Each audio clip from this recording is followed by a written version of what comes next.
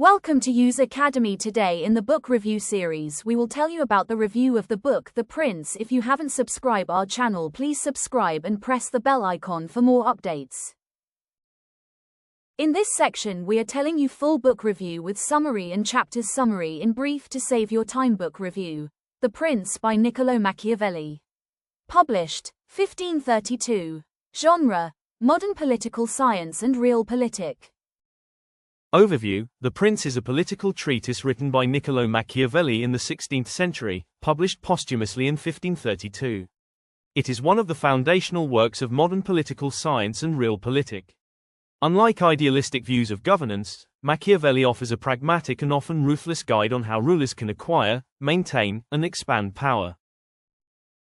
Summary: The Prince is a seminal political treatise written by Niccolo Machiavelli that offers practical advice on how rulers should acquire, maintain, and consolidate power.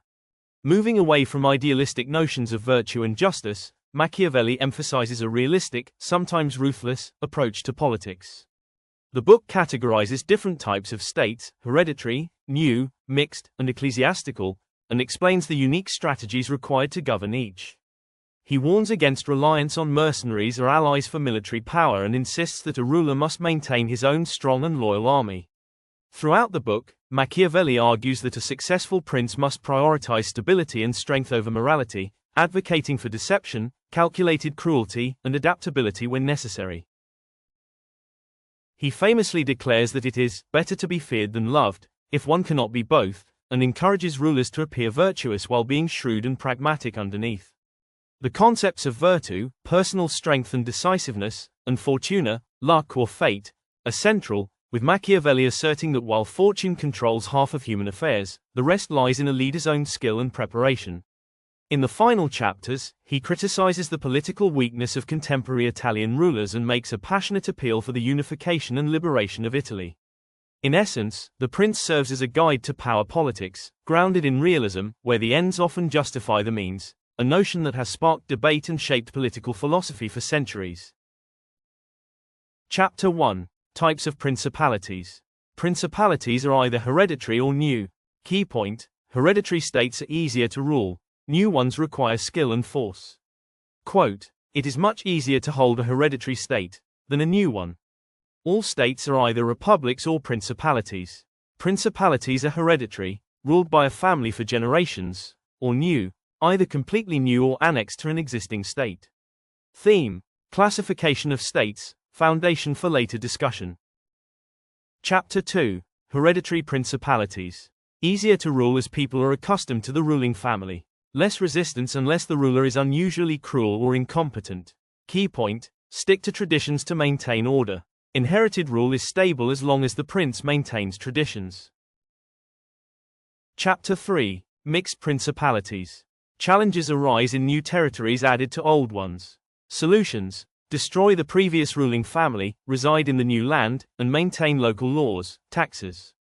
People dislike change more than they dislike taxes.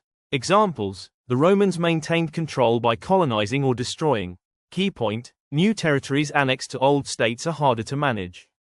Strategy: eliminate former rulers, reside in the new territory, and avoid changing laws and taxes. Quote: "He who becomes master of a city accustomed to freedom and does not destroy it, will soon be destroyed by it." Chapter 4: Why the kingdom of Darius was easily controlled by Alexander. Centralized states are easy to conquer but hard to keep. Decentralized states, with many barons or nobles, are harder to conquer but easier to maintain after victory. Comparison: France, decentralized, versus Turkey, centralized. Chapter 5: How to rule cities that once had freedom. Options: ruin them, live there, let them have laws but control them indirectly. Best option: destroy them to prevent revolts. Chapter 6: New principalities acquired by one's own arms and ability. Virtue: great leaders rely on virtue, skill, strength, intelligence. Founders of new orders are often violent but necessary. Examples: Moses, Cyrus, Romulus. Lesson: strength brings legitimacy. Key point: leadership founded on personal merit is the strongest. Examples: Moses, Cyrus, Romulus. Quote: all armed prophets have been victorious, and all unarmed prophets have been destroyed. Chapter 7. Gained by fortune or the arms of others. Power gained through luck, fortuna, or others' military force is unstable. Example, Cesare Borgia, intelligent and ruthless but ultimately failed due to bad luck, death of his father Pope Alexander VI. Moral, fortune helps but cannot be relied upon alone.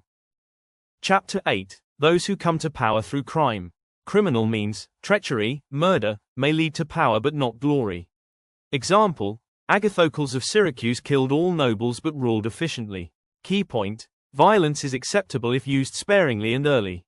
Cruelty should be swift and useful. Delay causes hatred. Legitimacy in cruelty, sometimes necessary for stability. Quote, injury ought to be done all at once, so that, being tasted less, it gives less offense. Chapter 9. The Civil Principality. A citizen can become prince with the support of either the nobility or the people.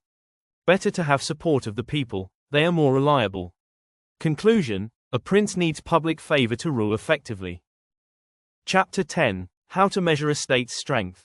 Strong states can stand alone during war, weak states rely on allies. Advice, fortify cities and win the love of the people. Chapter 11. Ecclesiastical Principalities. Church states are unique, ruled by religious leaders, not challenged easily. Example, the Catholic Church and the Papal States. Key point, religion provides stability and authority beyond politics.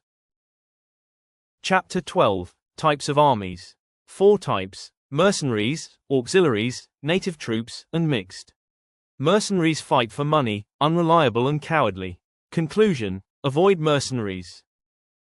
Chapter 13. Dangers of auxiliary forces. Auxiliaries, troops borrowed from other rulers, are dangerous. Key point, they may win battles but leave the prince vulnerable. Chapter 14. Importance of military readiness. A prince must prioritize the art of war above all. Study history, train constantly, and understand terrain. Quote, a prince ought to have no other aim than war and its organization and discipline. Chapter 15. Praised versus effective rulers. Reject idealism, e.g., Plato's philosopher King. A prince must learn how not to be good when necessary.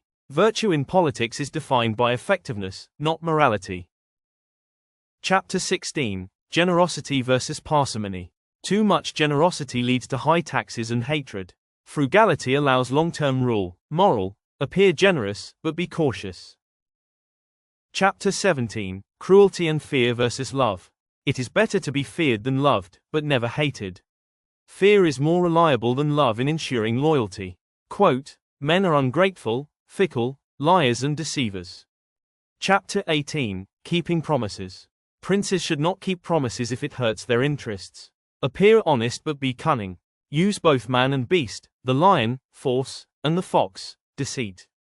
It is better to be feared than loved, if you cannot be both.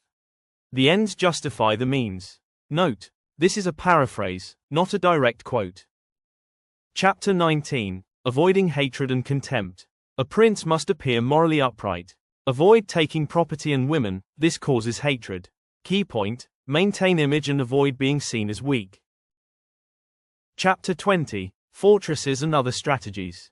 Fortresses are sometimes helpful, but the people's support is a better fortress.